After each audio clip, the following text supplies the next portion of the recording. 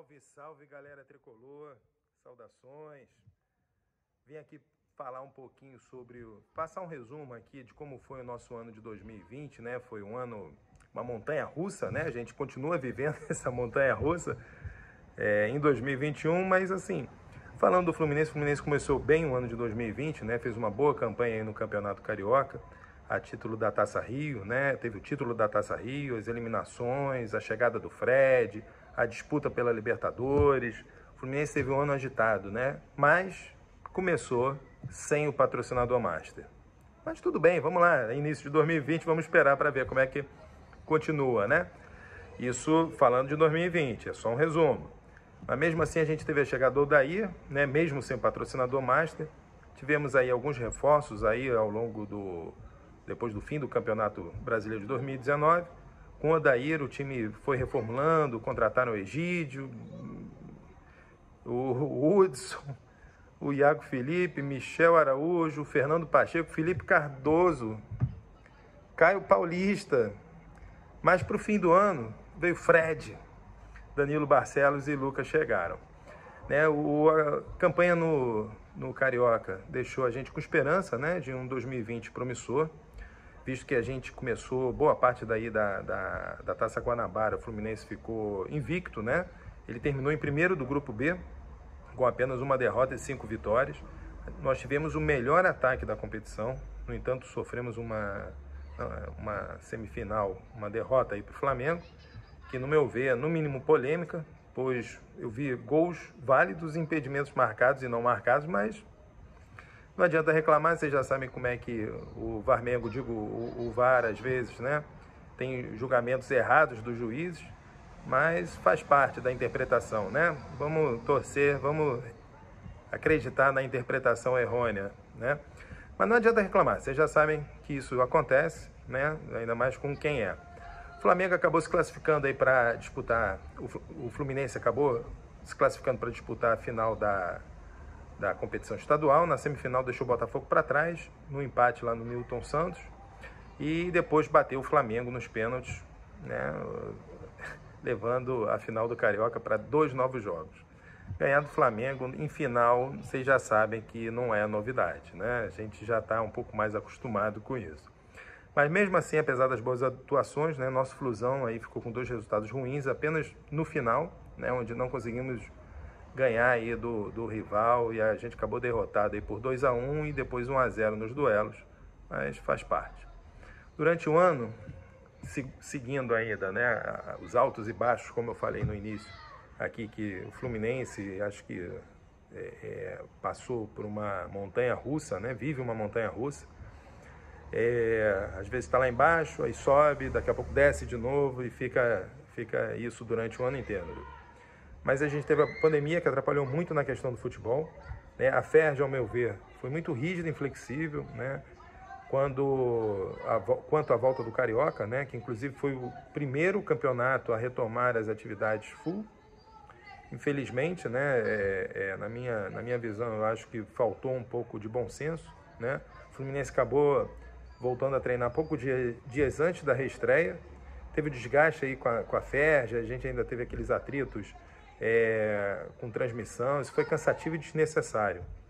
Mas vamos falar de coisa boa, né? Vamos falar da volta do nosso ídolo. Depois de muita especulação e vontade das duas partes, o Fred, enfim, voltou ao Fluminense, voltou em grande estilo, fazendo uma belíssima campanha para arrecadação de alimentos, né? Para doação.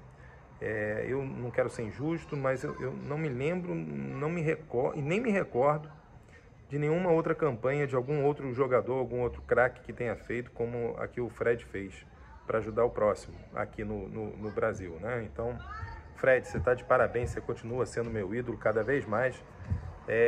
Gostaria muito que tivéssemos mais exemplos como o seu, né? Queria que tivéssemos mais Freds no nosso futebol brasileiro, mas quem sabe você não inspira aí bastante gente aí. Vamos torcer.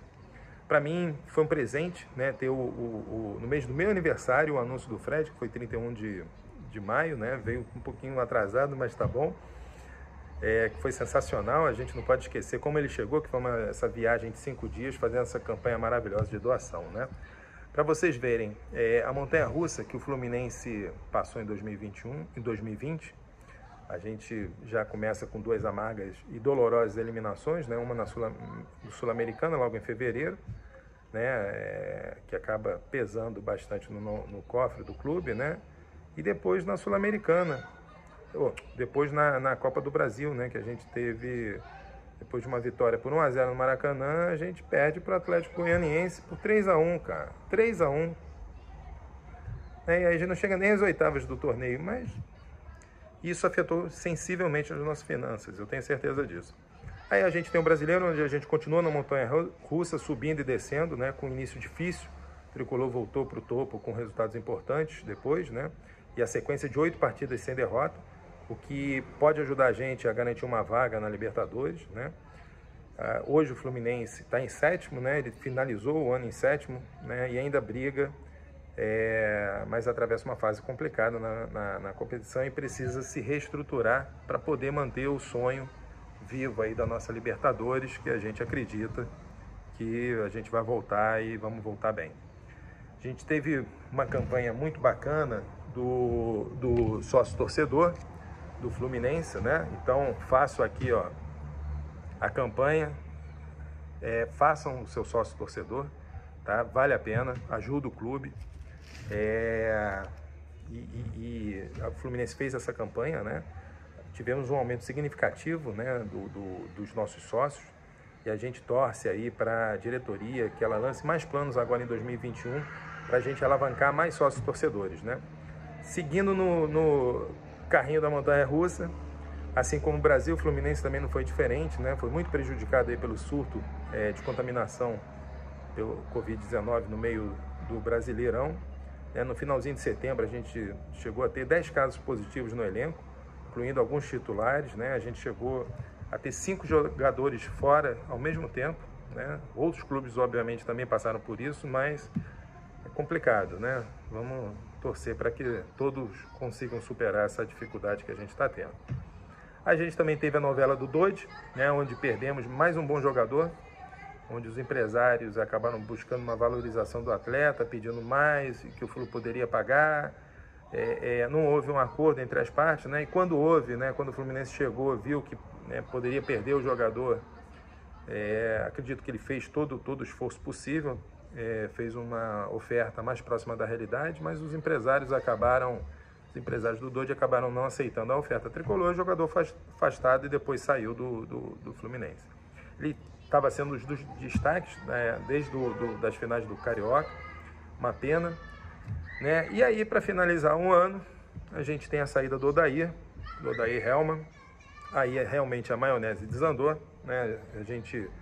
Eu já reclamava do Odair, mas ele melhor com o Odair, pior sem o Odair. Então, ele foi um dos últimos eventos do ano, né? Apesar do Fluminense já ter sinalizado a renovação, queria renovar com ele até o fim de 2021, né? Uma pena realmente. Apesar das minhas críticas ao Odair, o Odair agora está no Al-Hilal dos Emirados Árabes. E aí efetivamos o Marcão, que estava no comando nosso Sub-23, né? Bem, então, além da grata notícia de Fred, né? A gente teve um destaque que para mim, inclusive, foi uma ótima surpresa, que foi do Neném. Posso dizer sem sombra de dúvida que ele foi o mais efetivo e importante jogador de 2020 para o nosso Flusão. Ele foi o artilheiro do time com 20 gols, né? Está sendo ainda pelo Campeonato Brasileiro, né? Um dos artilheiros. E ele ainda deu 3 assistências. Quer dizer, o vovô chegou em 2020 chegou ligadão. E agora, para concluir, né, o ano de 2020, meu comentário aqui Fluminense teve um aproveitamento de 53,4% em 53 jogos, 50 sob o comando do Odair e 3 sob o comando do Marcão. Ao todo foram 24 vitórias, 3 empates, 16 derrotas, um número muito mediano falando de Fluminense. Eu acho que, infelizmente, a gente sofreu não só pela qualidade técnica dos nossos jogadores. Eu acho que são jogadores que alguns têm potencial, outros não sei, não demonstram empenho e não têm potencial. Mas mesmo assim fizemos 78 gols, né? 20 desses do nosso vovô Taon. 78 gols e sofremos 52, o que dá um saldo de 26 gols positivos, né? Fraco, mediano, não diria nem fraco, mediano, é porque eu estou acostumado a ver o Fluminense mais animado, né? E aí, em resumo, chegou o Fred, Nenê arrebentou, né? A gente segue em sétimo aí na disputa aí do Brasileirão, fomos eliminados na primeira fase na Sul-Americana, eliminados na Copa do Brasil na quarta fase e fechamos o 2020 de novo sem o patrocinador Master, quer dizer, torcer para que isso mude, né? Eu imagino que o Mário Bittencourt esteja se esforçando, se empenhando, não tenho dúvida. Acredito muito na boa intenção do Mário Bittencourt, mas ele precisa se empenhar um pouquinho mais. Eu acho que tá difícil, mas vamos conseguir. Bem, esse é o meu resumo, espero que vocês tenham gostado e um abraço aí. E sigam o nosso canal, Bolados. Sigam Bolados, porque eu continuo bolado com esse negócio do patrocinador Master. Cara, ainda tá aqui, ó. Tá entalado. Um abraço.